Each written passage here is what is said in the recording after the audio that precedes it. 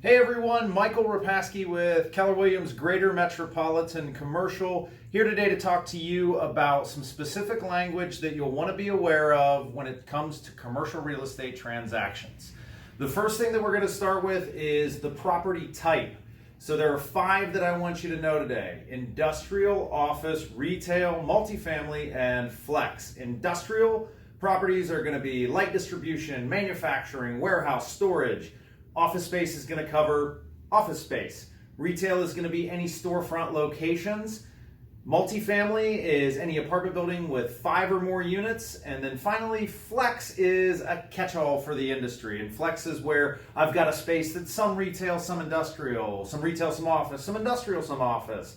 And so I might drop it into the flex bucket. So remember, when you're working with a buyer, to keep your eyes on the flex bucket, because there's usually some hidden gems in there. After we've identified what type of property we're looking for, we need to understand the class. A, B, C, and D are the classes that I want you to be aware of. A is your newest builds, highest price point, best parts of town. B is going to be slightly older builds, slightly not as best parts of town, slightly lower price point. C is going to be pretty much everything else. And D, which is not actually a true industry term, but your clients might use it, D-class properties are no doors, no windows, all the piping's been ripped out. I mean, we're effectively working with a shell, right? Now, that takes care of property types and property classes. Let's talk about when you get into a lease situation. There are 3 types of leases that I want you to be aware of: full gross, modified gross, and triple net. Full gross is I pay 1 check to the landlord each month. Modified gross is I pay a check to the landlord, but I also take care of some of my own utilities. And triple net is I'm responsible for rent, taxes, insurance, maintenance, and utilities, right? I'm responsible for everything with that property. When you're looking at a lease with a client, you'll want to be on the lookout for a few key terms. One is TIA, that's tenant improvement allowance. And what that means is how much is the landlord willing to spend on improving or redoing the space to get my client in there. CAM fees stand for common area and mechanical fees. This is covering the costs of things like elevators, public restrooms, hallways, things of that nature. When you're looking at a lease, more often than not, the rate is going to be communicated in a per foot amount. So if I've got a lease for $12 a foot, I take my total square footage and I multiply it by 12. That's my annual cost. And then finally, pro rata. Any special assessments that are mentioned in the lease as pro rata, that's what's the total square footage of the building, what percentage is my tenant occupying, my client occupying. And so if I've got 1,000 square feet in a 10,000 square foot building, I got 10%. All my pro rata amounts are going to be 10% of what it costs for the total building.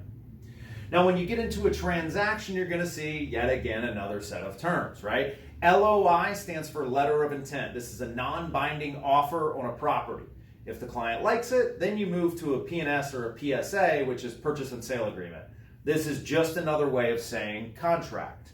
And then finally, due diligence is going to cover your inspections of everything. So inspections of the building, of income streams, of the seismic activity, ground sampling, you name it. Depending on the property, there's a lot of things that can fall into due diligence. So that's sort of your catch-all, right? Well, we'll take care of that in due diligence. And then finally, when you're working a property valuation, just a few terms to be aware of. Cap rate is the way most investors are assessing a property.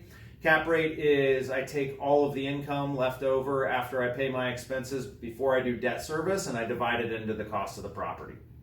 So if I have $100,000 left over and it's $1 million property, that's a 10 cap rate. NOI, net operating income, that's just that amount that's left over after I pay all my expenses but before my debt service. A lot of folks are going to want to assess NOI as well as cap rate to see what the total amount of cash moving through a property is.